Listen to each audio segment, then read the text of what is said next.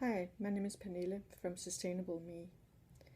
Usually, when we talk about sustainability, the planet, and climate, it's about making a lot of difficult choices, change our consumption habits, so that our impact on the environment, nature, and other people is less bad. It can involve a lot of difficult choices, like reducing our consumption of, for instance, meat, buying more organic food, doing more recycling, remembering to bring um, plastic bags or cotton bags to the supermarket and things like that. Oftentimes we see it as a little bit more cumbersome to do all these things. Um, and oftentimes there can also be a disconnection between our values of doing good for our children and the future of the planet.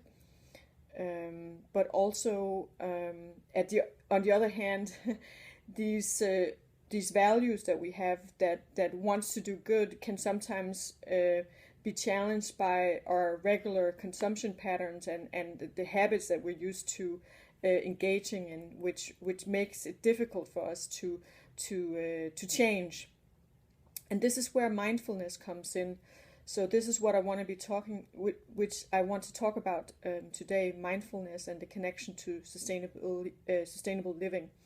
So mindfulness is both about turning our eyes inwards, and it's also about being present in the moment, creating more peace inside and outside, and really be more accepting.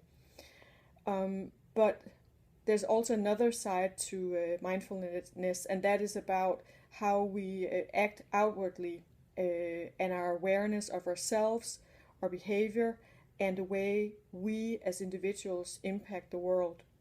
So, mindfulness is about creating change both inside and outside, which is important in the journey to live more sustainably. A lot of times we only talk about what to buy and what not to buy, but actually also becoming aware of and mindful of what we do and how we live. And it's also about actually finding inner joy and contentment, rather than all the time seeking joy and happiness outside. For instance, in buying something new, a new jeans, or things like that, that is really internal. So a lot of times we have to connect with the happiness that comes from within. A lot of our mental challenges, stress, and environmental problems really stem from inherent disconnection from ourselves, a disconnection from each other, a separation from the environment. So when we, for instance, go shopping, we are already disconnected and separate from the farmer, from the land. When we throw things out, we are separate from or disconnected from where our trash ends up, and that's the way our whole system works. But it just makes it a challenge to be mindful. But again, it's about coming back to a consciousness about what we do, that has an impact somewhere else. So never thinking that our own actions just stops from where we are at, but actually it's connected to everybody and nature especially. So this is very abstract maybe, but so I also want to and I work a lot with also giving practical advice, easy tips. So I think an important suggestion or advice is to really take small steps, to take your point of departure in where you're at right now. Um, a lot You can do a lot just by connecting to the food that you eat. For instance, connecting to where your food has been produced, Take for instance a piece of beef. Um, that requires a lot of feed. It just doesn't come from the land or from the farm necessarily, but has to be imported from South America a lot of times. Um, the same thing goes with pork, and both really is also requiring a lot of water. So as a suggestion, um, instead of eating beef, it just there's a huge positive impact on the environment just by switching to chicken, for instance. It has a huge reduction in water consumption, and also a huge reduction in greenhouse gas emissions. Um, Even the switch from beef to pork is better than eating beef, and I will be showing you a figure on that in just a minute. So it's important to take your point of departure in where you are, so not expecting to be making a grand step from being a meat eater to becoming a vegan. I myself am living more or less vegan, but I do eat duck for Christmas, and I do have frequently eggs and occasionally also fish.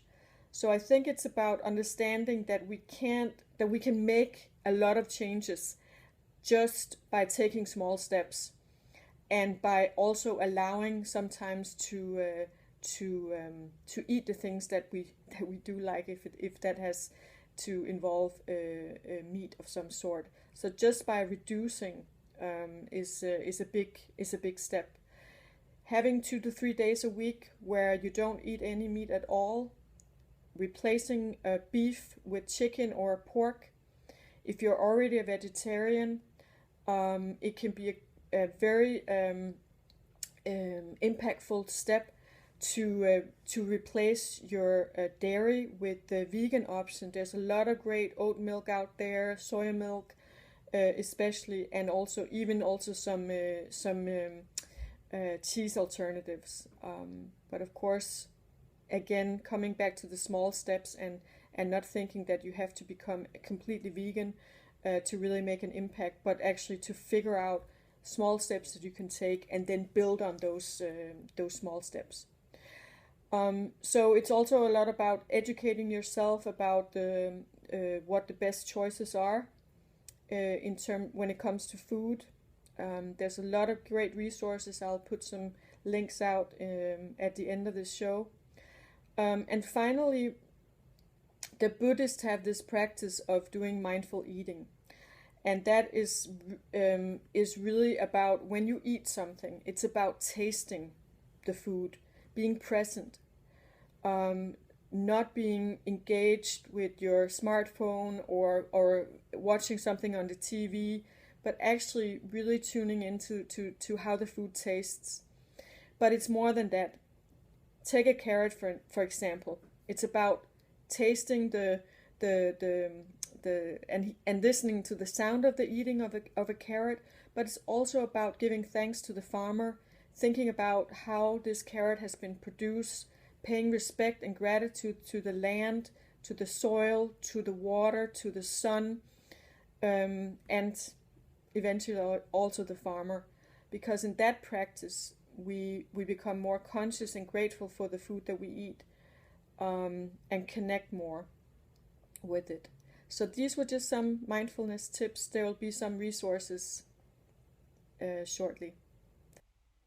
So as you can see on this chart, just by switching from the high impact sources, beef, lamb, and goat, to medium impact sources in terms of greenhouse gas emissions, poultry, pork, and dairy, there's already a huge reduction in your negative impact on the climate. What you want to be doing or eating a lot of are the ones that are up in the green category, namely a lot of the plant-based options. Fish is also mentioned here, So all these food items really have a much lower impact on the climate than the ones in the medium and high category. So you're doing yourself and the planet a great favor if you just by switching from beef to poultry, for instance. Even better if you switch to fish and all the wonderful plants that also have contain a lot of protein, like lentils, beans, eggs, things like that. So those were some of the tips. You can find further information if you go to this website where researchers at Harvard are giving you some great tips for sustainable eating. They have basically five: to prioritize plants, to minimize meat, to select new seafoods, the seafoods that are not being overfished. So something like mussels is normally a great choice, but just they have a link to an avoid list where you could find out more. Shop local, have support your local farmer. Eat seasonally, so that you also reduce the transport of your food. And they also mention eating mindfully. So have a look at the website, and you're welcome to find more information from me on my website, which is linked here, where I provide online courses, webinars, and assist in mindful living through longer 2-month programs on mindfulness and sustainable living. Thank you for listening.